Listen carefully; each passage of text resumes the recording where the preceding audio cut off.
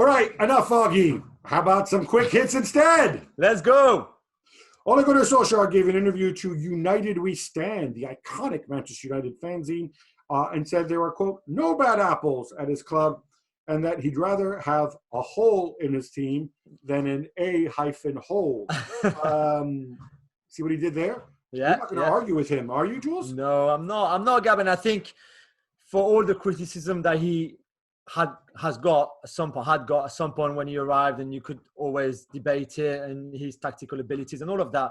The one thing that he did for sure in that team is that he came back in the dressing room and brought a lot more happiness and a much better team spirit. And I think he deserves credit for that. And that's exactly what he explains in that interview. Yeah. And I think he's right. I think sometimes one or two players or attitudes or behaviors in the dressing room could cause you a lot of trouble, and could be really negative for the whole atmosphere and everything. And I think he'd be glad not to have that, and he'd be glad to have found a dressing room that he brought a bit more happiness back to it, and that responded very well to it.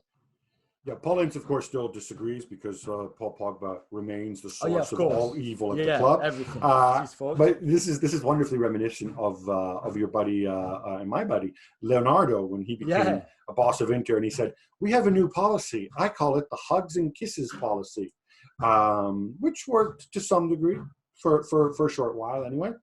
Yeah, and when you say hello and speak to people when you arrive at your training ground, suddenly things are a bit better, Third time lucky for Serge Aurier, as he once again is accused of violating social distancing rules. This time, he put pictures of himself on social media getting a haircut. Jules, he's your boy. Discuss. He's my boy. And I, obviously made a mistake breaking the rules of lockdown. Indeed, his barber came to his house, to his flat. He justified it by saying that he was negative. He's negative. He'd been tested. He's negative. So was his barber. There was no risk. He did a haircut and then left. And they had protection and everything so that you can get off his bike. I still think that you need to follow the rules, Serge. And again, you did it before and you do it again, and you're in trouble with your club and some of your teammates probably. And that's just not a good thing.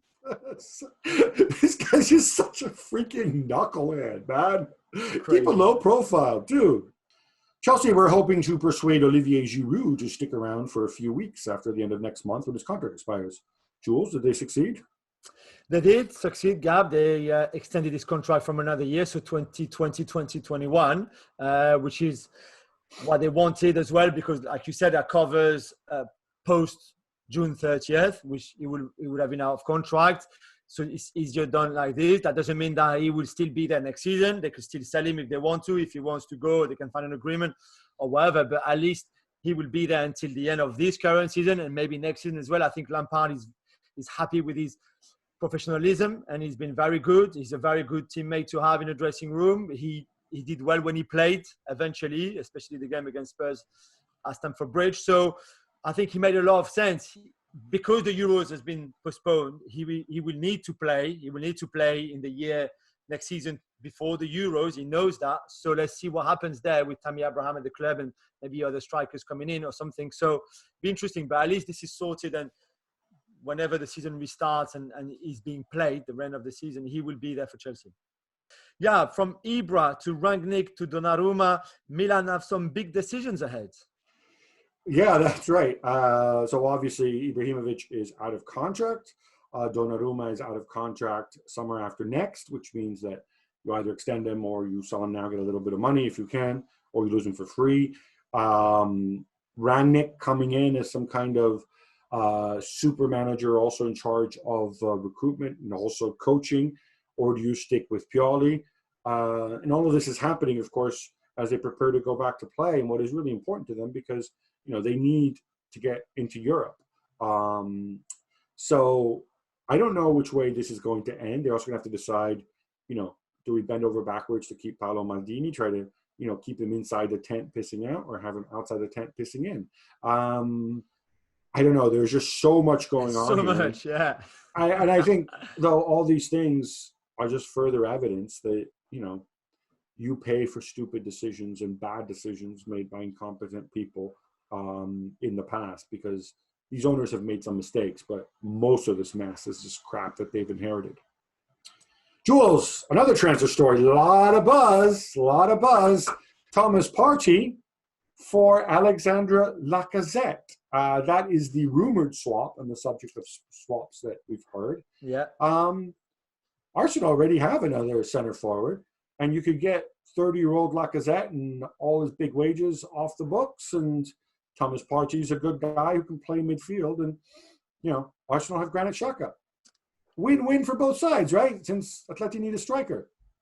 Right. Atletico need a striker, and if you remember, Diego Costa, Morata, none of these guys are good enough for you, right? They need it's not that 30-year-old Alexandre Lacazette. Well, he's not 30 yet.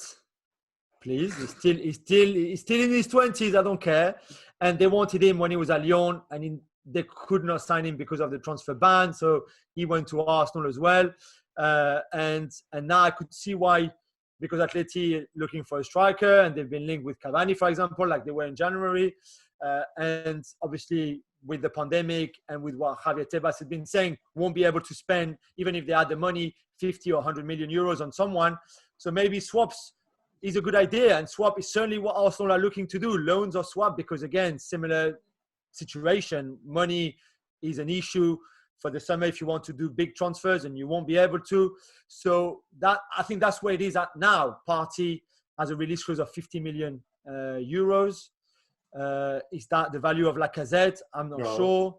So not on those. I still think those kind of swaps are very hard to do. I don't even know if that's what Arsenal wants and that Atletico want, and if that's what Lacazette wants, and Partey wants as well. But I still think they're very hard to make those.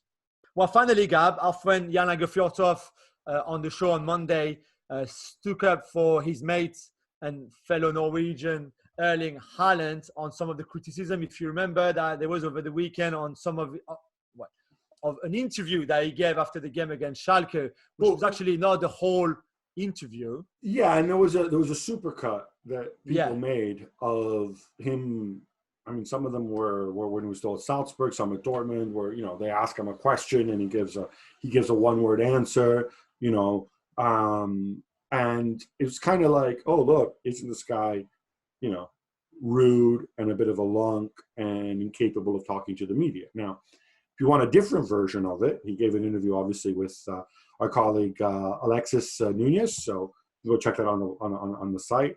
Jan made the point that you can selectively edit anybody's interviews to go and make them look like idiots, or make them seem rude and weird.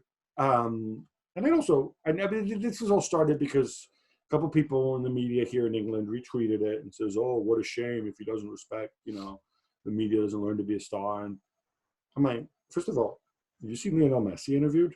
I mean, not exactly the most forthcoming guy. Loquacious, yeah. But also even Wayne Rooney. When Wayne Rooney was 19, 20 years old, people made fun of him because he was shy and he was awkward in interviews, right?